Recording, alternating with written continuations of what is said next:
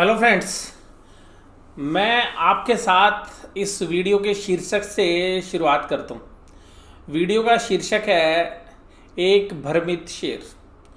भ्रम कैसे पैदा होता है ये आप लोग सब जानते हैं, लेकिन ये जो शीर्षक मैंने दिया है इसका मैं आपको बताऊं कि मेरे जो अपने पिछले 10-15 साल के जो कुछ एक्सपीरियंस है वो भी जो है मैं आपके साथ शेयर करता हुआ नजर आऊँगा।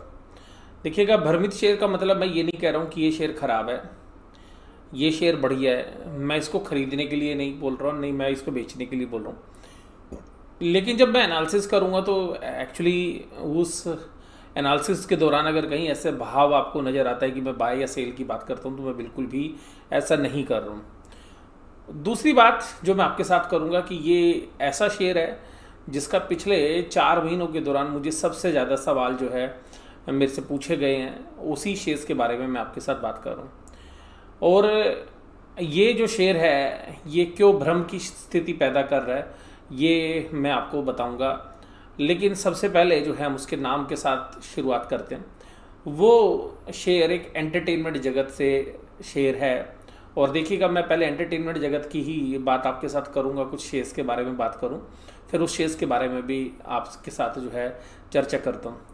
आज से 5-7-8 साल पहले देखिएगा एक शेयर होता था श्री अष्टविनायक लिमिटेड, और उस शेयर्स में बहुत सारे लोगों के जो पैसे हैं वो बर्बाद हुए।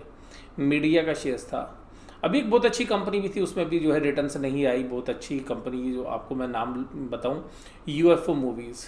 इसके अलावा बहुत सारी जो और भी मीडिया हाउसेस से रिलेटेड कंपनी है, जिसमें बीएजी फिल्म्स जो है आप देखिएगा वो एक बड़े पॉलिटिशियंस का जो है न्यूज़ चैनल है, और उनकी वाइफ भी जो है सेम मीडिया हाउस में है। और कभी 10-15-20 साल पहले मैंने शेयर्स लिया भी था, लेकिन उस शेयर्स ने भी परफॉर्म नहीं किया। तो हालांकि वो थोड़े बहुत ही शेयर्स जब लिए थे मैंने, कभी 15-20 साल पहले की बात है। मीडिया हाउसेस के अंदर इस फिल्म एंटरटेनमेंट वाली लाइन के अंदर एक और का नाम बताता हूँ, सिनी वेस्ता, उसके जो है सीरियल्स आते थे। हालांकि अभी भी चल रहा होगा 25-30 रुपये का। लेकिन अगर आप ओवरऑल देखेंगे तो इस एंटरटेनमेंट वाले जगत के अंदर जो है ज़्यादातर जो है लॉस मेकिंग बिजनेस ही या लॉस मेकिंग वेंचर्स ही देखने के लिए मिले। हालांकि कुछ और भी आपको एंटरटेनमेंट से रिलेटेड बिजनेस मिल जाएंगे, रोज़ इंटरनेशनल है या और इसी तरीके के दूसरे बिजनेसेस मिल जाएंगे। अब मैं एंटरटेनमेंट के अंदर जिस कंपनी की बात कर रहा हूँ वो सिनेमा जगत से संबंधित है। अब सिनेमा जगत में 3 बड़ी कंपनियां जो हैं वो लिस्टेड स्पेस के अंदर हैं। उसमें एक सिने लाइन जो है छोटी कंपनी है बाकी 2 बड़ी कंपनियों के मुकाबले में, लेकिन क्योंकि लिस्टेड स्पेस के अंदर है तो हम उसको बड़ा ही मानेंगे। और उसके प्रमोटर्स के ज़्यादातर शेयर्स प्लेज हैं। तो हालांकि वो एक बहुत बड़े जो है रिसर्च एनालिसिस्ट जो है उन्होंने अपनी पेड सर्विसेज के अंदर करीबन 2-3 साल से जो है वो शेयर्स को रिकमेंड कर रहे हैं, और टीवी के ऊपर भी उन्होंने रिकमेंड किया। नाम आप खुद देख लीजिएगा, तो सीने लाइन मैंने बता दिया तो आप समझ जाइएगा कि अब उसको अगर आप थोड़ा सा खुद भी गूगल सर्च करेंगे तो मिल जाएंगे आपको। दूसरी कंपनी है आइनॉक्स। तो आइनॉक्स पे भी जो है आपकी बहुत अच्छी जो है राय रहती है। हालांकि आइनॉक्स का जो शेयर है वो एक ऐसे ग्रुप से बिलोंग करता है जिनका मतलब बहुत, और दूसरी कंपनियां बहुत अच्छे से वो चलाते हैं। अब मैं अपने मुद्दे वाले शेयर्स पर आता हूँ, जिस शेयर्स का नाम है पीवीआर। तो देखिएगा, इस पीवीआर के शेयर से रिलेटेड बात जो हम करें तो मैंने पहले आपके साथ एंटरटेनमेंट जगत में जो बाकी पास्ट में जो कंपनियां रही हैं उसमें जैसे पैसा बर्बाद हुआ है वो जो है हमें नहीं भूलना चाहिए। उसमें डिश टीवी भी एक जो है कंपनी है, देखिएगा कितनी बड़ी जो है उसके ऊपर बैठ लगी थी, मल्टी बैगर हो जाएगा। वीडियोकॉन का D2H जो है हालांकि अभी चल रहा है, लेकिन उसमें भी प्रॉब्लम्स हैं। जी एंटरटेनमेंट के अंदर भी अगर पिछले 3-4-5 साल में देखेंगे तो वेल्थ जो है वहाँ से डिटोरिएट हुई है, और जी एंटरटेनमेंट को भी निफ्टी से बाहर का रास्ता दिखा दिया है। और यहाँ पर इस पूरे सेगमेंट के अंदर जब मैं बात करूँगा तो मैं देखिएगा, मैं इस सिनेमा घर के सिस्टम के अंदर जो मुझे चैलेंजेस नज़र आ रहे हैं, आप देखिए इसको एक एंटरटेनमेंट कंपनी समझते हैं, लेकिन मैं इसको एक टेक्नोलॉजी कंपनी समझता हूँ, क्योंकि आज की डेट में सिनेमाघर टेक्नोलॉजी पे चलते हैं। और टेक्नोलॉजी के साथ जो उनका ऑपरेटिंग लीवरेज है वो बहुत ज़बरदस्त होता है।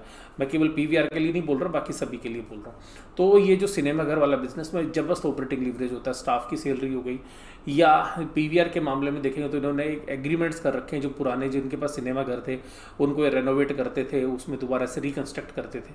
तो एक उस तरीके की जो है उनके साथ एग्रीमेंट है, तो वहाँ पर पीवीआर की जो लाइबिलिटीज़ है उसके जो पुराने सिनेमाघर है उनके जो मालिक है उनके प्रति भी है। तो यहाँ पर भी एक पूरी तरीके से जो है ये एक प्रोफेशनल जो है कंपनी तैयार की गई थी, और जनरली जो है 2 पार्टनरशिप के माध्यम से इन्होंने बहुत सारे सिनेमाघर चलाए और फिर कुछ ब्रांड्स भी क्रिएट किए, IMAX, 4DX और गोल्ड कार्निवल और इस तरीके से डायरेक्टर्स कट। तो ये बहुत सारे जो है ब्रांड्स इन्होंने अपने सिनेमाघर के अंदर ही क्रिएट किए। इसी तरीके से अनिल अंबानी की कंपनी भी थी पहले, एक आप देखेंगे तो उस कंपनी का नाम था रिलायंस मीडिया वर्क्स, वो भी देखिएगा बाद में उन्होंने हटा ली थी लिस्टिंग से। और अनिल अंबानी की हालत तो क्या है वो आप लोग जानते ही हैं। तो ये जो पूरा सिनेमा घर वाला बिजनेस है, इसके अंदर जो है सभी लोगों को लगता है कि सिनेमा घर खुल जाएंगे तो एकदम बहुत अच्छा पैसा जो है इस तरीके के शेयर्स में बनेगा, और शेयर्स के प्राइस से संबंधित जो है बहुत लोगों को रुझान भी लगा होगा, क्योंकि अभी शेयर्स के अंदर नीचे से ऊपर के प्राइस भी आए। तो ये फ्यूचर्स एंड ऑप्शंस में भी ये शेयर है, तो ध्यान रखिएगा इसमें वोलेटिलिटी बनी रहेगी। अब हम इसके बारे में एक जो अध्ययन है वो करने की कोशिश जो है करते हैं। तो देखिएगा ये स्क्रीन के ऊपर आपको सबसे पहले जो PVR की साइट है उन्होंने बोला हुआ है कि देखिए कोविड-19 की वजह से जो स्टेट गवर्नमेंट्स हैं उन्होंने भी सिनेमा के ऊपर जो है बैन किया हुआ है, और ये जो है दिल्ली NCR से जो है रिलेटेड इन्फॉर्मेशन मैं आपके साथ शेयर कर रहा हूँ। अब बात करते हैं PVR के शेयर प्राइस की। अभी बहुत अच्छा रनअप जो है इसके अंदर फ्राइडे के सेशन में, थर्सडे के सेशन में भी देखने के लिए मिला। शेयर्स 1300 रुपये का चल रहा है। ये जो शेयर्स 1300 रुपये का चल रहा है, इसकी मार्केट कैप पर नजर डालिए। मार्केट कैप है 7175 करोड़, यानी कि करीबन 7000 करोड़ की मार्केट कैप है इस कंपनी की आज की डेट में। बुक वैल्यू है 249 और करीबन 5 गुना बुक वैल्यू से ज़्यादा कीमत पर ये जो है सेल हो रहा है। मैं खाली लॉकडाउन को कंसिडर नहीं कर रहा हूँ। कभी आप सोच रहे हो कि लॉकडाउन के बाद कि सर ने इस कंपनी को इसलिए लिया है कि लॉकडाउन में तो लॉस आनी था। मैं उन लॉकडाउन के उन 2 क्वार्टर की बात ही नहीं करूँगा जहाँ पे ये अभी तक अफेक्ट हुआ, और ये क्वार्टर तो खैर अफेक्ट होना ही होना है। डिविडेंड यील्ड देखिएगा इसकी 1% से भी कम रही, यानी कि शेयरहोल्डर को कुछ ज़्यादा दिया नहीं। सेल्स ग्रोथ देखने में काफ़ी अच्छी लगेगी, 17.23 काबिल तारीफ लगेगी। फेस वैल्यू 10 रुपये। 52 वीक हाई देख के भी दिल खुश हो जाएगा। 2000 से ऊपर के रेट हैं 2086, तो 52 वीक हाई प्राइस देख के भी दिल खुश होगा, और लो देख के भी खुश होगा कि अगर लो पे शेयर्स ले लिया जाता तो अभी काफ़ी अच्छे पैसे बन जाते हैं। ट्रेडर्स के एंगल से जो है मैं बात कर रहा था अगर पैसे बनने तो मैं, लेकिन ये वीडियो जो है इन्वेस्टर के एंगल से बात कर रहा हूँ। ये देखिएगा इसकी प्राइस अर्निंग रेशियो, लॉकडाउन की वजह से ये जो शेयर्स करीबन 100 से ऊपर की भी प्राइस अर्निंग रेशियो पे ट्रेड कर चुका है पास्ट में 2007-8 में, क्योंकि उस समय एक्सपेंशन मोड में था तो ये लॉस से प्रॉफिट मारी थी, तो उस समय ऐसा होता है। लेकिन अगर आप पीछे भी 50 में भी देखेंगे तो 70-80 की पी पर काम करता था, और रीज़न ये था कि जो है हमारे राकेश झुंझुनवाला जी उनके पोर्टफोलियो में शेयर्स है, तो राकेश झुंझुनवाला जी के पोर्टफोलियो में शेयर होने के बाद तो उसको वैसे ही आप ये समझिएगा VIP ट्रीटमेंट उस शेयर्स को मिलती है। अब यहाँ पर भी देखिएगा VIP ट्रीटमेंट उसको मिल रही थी, लेकिन अभी 70 के पी पर था जब लॉकडाउन शुरू हुआ, तो वहाँ से काफ़ी अच्छा गिरा। हालांकि वहाँ से अभी बाउंस बैक कर गया, तो अभी भी 40 से ऊपर की पी रेशो पर ट्रेड कर रहा है। जो इंडिया की दिग्गज कंपनी निफ्टी की भी बेहतरीन कंपनियों को भी ये पी रेशो नहीं मिलती जो पी रेशो इसको मिली हुई है। अब बात करते हैं इस कंपनी में दिक्कत क्या है। दिक्कत क्या है कि कंपनी की लो इंटरेस्ट कवरेज रेशो है, वो तो मैं बात ही करूँगा। प्रमोटर की होल्डिंग देखिएगा 19% भी नहीं है। अगर ये शेयर इतना बढ़िया होता तो प्रमोटर अपना हिस्सा इतना कम तो नहीं रखते, तो प्रमोटर का हिस्सा काफ़ी कम है, और कम होने के कुछ और रीजंस भी हो सकते हैं। तो इनको जो पार्टनरशिप करनी पड़ती है जनरली वहाँ पे डेट ही लेते हैं, जनरली इक्विटी नहीं शेयर करते, लेकिन कुछ मामलों में इनको इक्विटी देनी पड़ती है, जहाँ पे सिनेमा घर जिनके साथ ये पार्टनरशिप कर रहे हैं वो काफ़ी वेल नोन सिनेमा घर होते हैं, तो वो जो है कुछ केसेस में इक्विटी भी ले लेते हैं, लेकिन वो प्रमोटर कैटेगरी में होते हैं। देखिएगा सबसे घटिया बात बताता हूँ आपको कि इसकी जो बैंक FD की पिछले 3 साल की रिटर्न्स रही हैं उसके बराबर तो इसकी रिटर्न ऑन इक्विटी रही है, केवल 8.85% रिटर्न ऑन इक्विटी। इसका मतलब है कि भाई साहब आप लोग इस शेयर्स के ऊपर काफ़ी बुलिश हैं, क्योंकि इसका मतलब सेगमेंट आपको ऐसा लग रहा था कि इतनी कम रिटर्न ऑन इक्विटी पे भी इतना महंगा शेयर कैसे लिया जा सकता है। क्यों? क्योंकि लोगों को लगता था कि एंटरटेनमेंट के बगैर दुनिया नहीं है, और मैं भी ये मानता हूँ कि एंटरटेनमेंट बहुत बड़ी इंडस्ट्री जो है, लेकिन अब जो इसके सामने चैलेंजेस हैं वो है OTT प्लेटफॉर्म के। ओवर द टॉप प्लेटफॉर्म, चाहे उसमें नेटफ्लिक्स की बात करिए, अमेजोन प्राइम की बात करिए, G5 की बात करिए, या आप बाकी किसी भी प्लेटफॉर्म की बात करिए, ये जो चीज़ें हैं लोगों को अपने घर में, और स्पेशली लॉकडाउन के अंदर जो नेचर बदला है लोगों का कि जब हमारी सांस से सांस मिलेगी, तो केवल कोरोना नहीं, कोरोना के बाद भी हम लोग इस बात को समझ चुके हैं कि अगर दो लोगों की सांसें मिलती हैं तो उसकी वजह से भी हमारे को, अगर दूसरे व्यक्ति में कोई और डिजीज़ है तो वो हमारे को अफेक्ट कर सकती है। तो ये एक जो अवेयरनेस यहाँ पर क्रिएट होगी, और स्पेशली एक ऐसी कम्युनिटी के अंदर जो कि पीवीआर जैसे सिनेमा घर के अंदर जाके फिल्में वीकली बेसिस पर जो है देखती थी, 1 या 2 फिल्में जो देखते थे, उस तरीके की कम्युनिटी में सबसे ज़्यादा बड़ा असर है। तो पहला रीज़न ये है। दूसरा है OTT प्लेटफॉर्म्स। OTT प्लेटफॉर्म के अंदर आप कोई भी सीरीज देख सकते हैं अपने कन्वीनियंस के हिसाब से, रात में, सुबह, शाम को। और अब तो देखिएगा कुछ अच्छी फिल्में भी जो है उसी प्लेटफॉर्म्स के द्वारा जो है रिलीज़ हो रही हैं, लॉकडाउन की वजह से भी। और अब हमें ऐसा लगता है कि ये जो ट्रेंड है शॉर्ट फिल्म्स का जो है, या जो ये सीरीज़ हैं, इनका जो है एक ट्रेंड जो है आपको देखने के लिए मिलेगा। और उसका जो चैलेंज है वो मुझे लगता है कि यहाँ पर पीवीआर जैसी जो इंडस्ट्री को भी मिलेगा। और इस तरीके की जो कंपनी, इनका हाई लीवरेजेस है, यानी कि आप इसको जो पी रेशोज दे रहे हैं वो मुझे जस्टिफाई नहीं लगती। और रीज़न बड़ा सिंपल है, क्योंकि जिस तरीके की ग्रोथ इस सेगमेंट के अंदर थी वो अब पोस्ट कोविड लेवल के बाद मुझे ऐसा पर्सनली लगता है कि नहीं रहेगी वो ग्रोथ, जिसकी वजह से ये पी रेशियोज इसको मिल रही थी।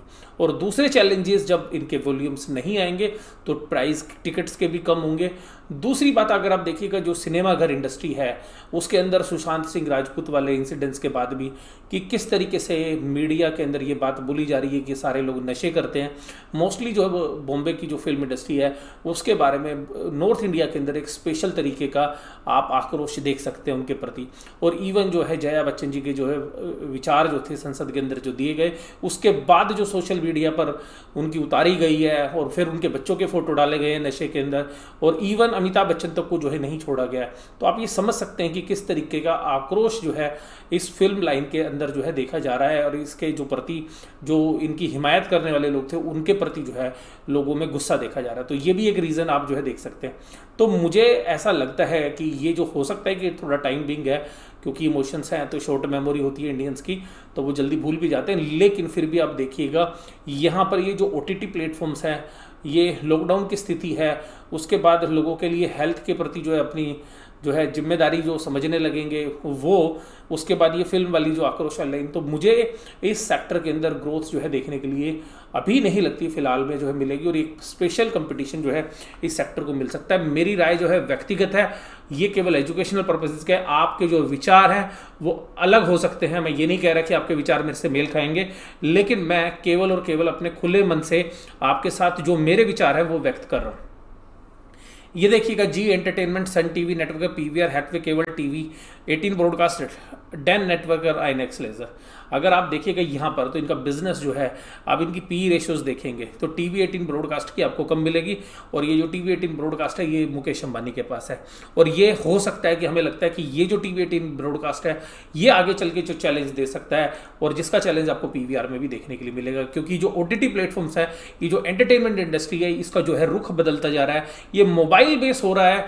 और जो आपका नेटवर्किंग वाला बिजनेस है, जो आपके सभी लोगों के घर में वाईफाई की जो सर्विसेज है, जो रिलायंस देने का प्लान कर रहा है, अगर वो 500-600 रुपये में मिलेगी, और इस तरीके से जो नेटफ्लिक्स या अमेजोन प्राइम या बाकी जो प्लेटफॉर्म्स हैं उनके जो रेट्स हैं वो भी कम होते जा रहे हैं, उसका जो बेनिफिट है वो उस पूरी इंडस्ट्री को मिलेगा। और उसका देखिएगा आप यहाँ पे Tata sky, direct to home, dish TV जैसी कंपनीज को भी जो है चैलेंज मिलने लग गया है OTT प्लेटफॉर्म्स की तरफ। और देखिएगा जिस तरीके की कम्युनिटी पीवीआर के अंदर फिल्म देखने जाती है स्पेशली वीकली बेसिस पर, उसको भी जो है यहाँ पर आप देखिएगा उसमें मुझे लगता है 20 से 30% का जो है डीग्रोथ हो सकता है।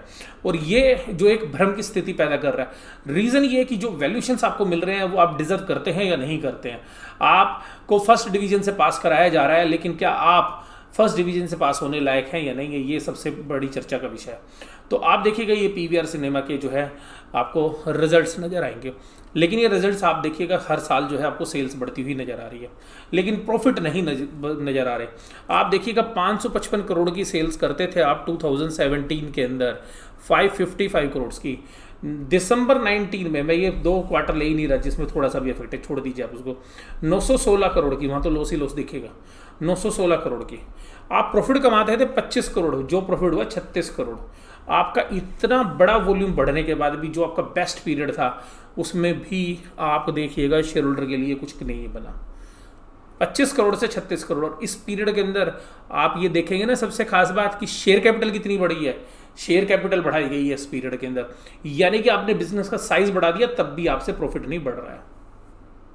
और अब तो चैलेंजेस आने वाले हैं, तो मुझे इसके जो प्राइजेज हैं वो अभी जो है बिल्कुल भ्रमित करने वाले लगते हैं। और क्योंकि आप बहुत सारे लोग पूछते हैं सर सस्ता हो गया पीवीआर, अरे पीवीआर के अंदर फ्यूचर्स एंड ऑप्शंस हैं, लोग शेयर्स ऊपर खरीद के ऊपर फ्यूचर में शॉर्ट सौदे बना लेंगे और जब उनको बेचना होगा तो आप जैसे लोगों को बेच बाच के निकल जाएंगे। और इसीलिए मैं आपको सबसे पहले प्रमोटर की होल्डिंग दिखाता हूँ। प्रमोटर 20% होल्ड करते थे 17 में, अब 18.56 पे आ गए हैं। अगर इतना ही तगड़ा बिजनेस होता तो प्रमोटर यहीं रहता, बढ़ा रहा होता, घटा नहीं रहा होता।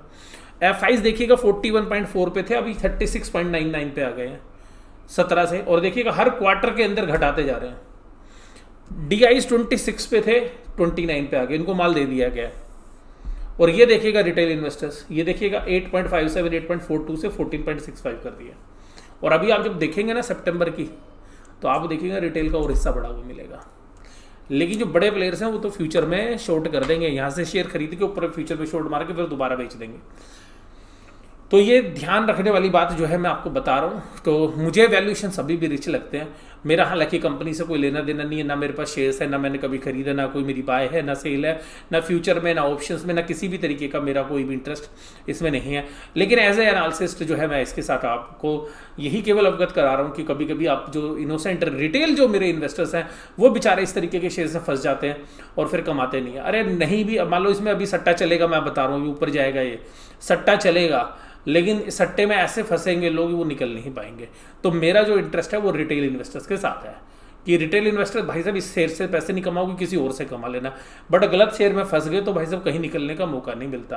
कोक्स एंड किंग्स का देखो ना क्या हाल है, वो भी ऐसे ही इंटरटेनमेंट कंपनी थी, घूमने फिरने में, टूर एंड ट्रेवल्स में थी, वो अभी देखिएगा कोटक वालों ने केस कर रखा उसके ऊपर। तो ये ध्यान रखिएगा। अब देखिएगा इसकी बैलेंस शीट में दिखाता हूँ मैं आपको, इसकी बैलेंस शीट देखिए। ये जो प्रॉफिट थे ना जो आपने डबल देखे, 23 करोड़ की इक्विटी कैपिटल थी इसकी, जो भी 47 करोड़ की हो गई थी 19, यानी कि डबल इक्विटी के बाद भी डबल प्रॉफिट नहीं कर पाए। रिजर्व 246 से 1449, आप सोच रहे हो कि प्रॉफिट कमा कमा के हुआ है, नहीं, ये जो नए शेयर इशू करके सिक्योरिटी प्रीमियम का पैसा है ज़्यादा जनरल रिजर्व से।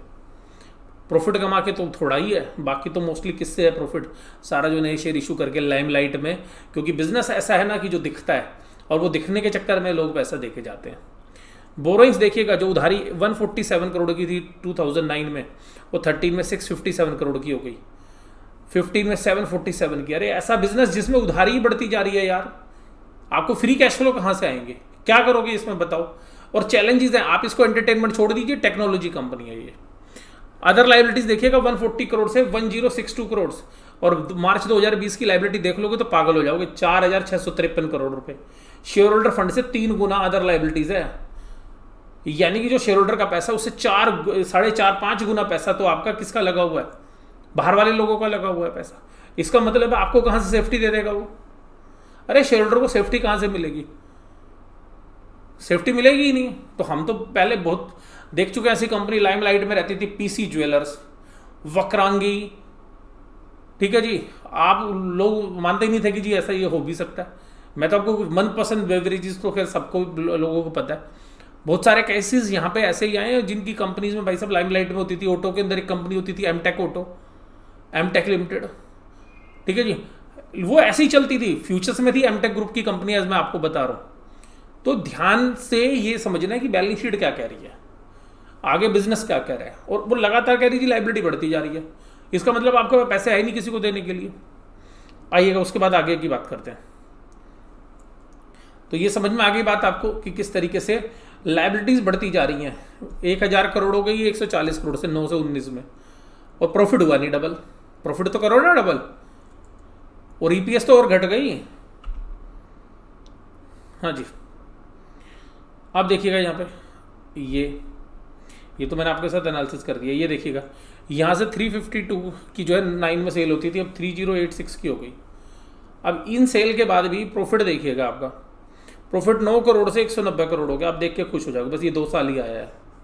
बाद में देखिएगा ये 216 करोड़ का लॉस है। मार्च का 2020 में केवल 15 दिन ही तो अफेक्टेड थे, केवल 27 करोड़ का प्रॉफिट है।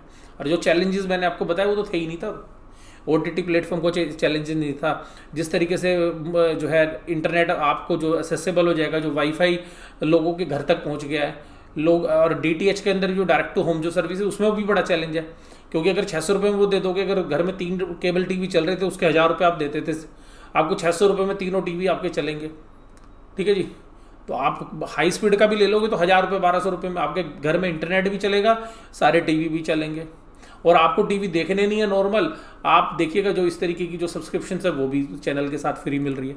उसके बाद नई फिल्में वहाँ पे रिलीज हो रही हैं, शॉर्ट मूवीज़ हैं। तो अल्टीमेटली ये जो बिजनेस है इसको बहुत बड़ा चैलेंज है। तो आप जो लोग मेरे से सवाल पूछते थे सर ये PVR किस भाव पे खरीदना है, तो मैंने आपको जवाब दे दिया। आप देखिएगा आपको किस भाव पे खरीदना है। आपको वीडियो कैसी लगी जरूर से जरूर आप मुझे बताइएगा। वीडियो देखने के लिए धन्यवाद। Thank you very much.